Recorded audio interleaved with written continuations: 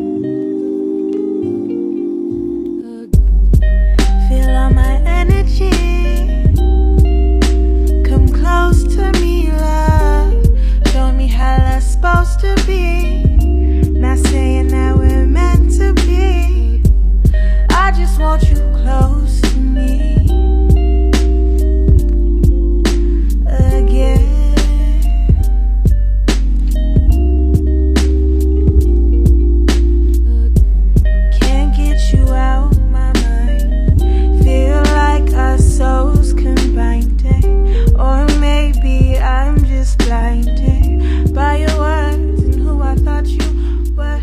Feel like I'm cursed.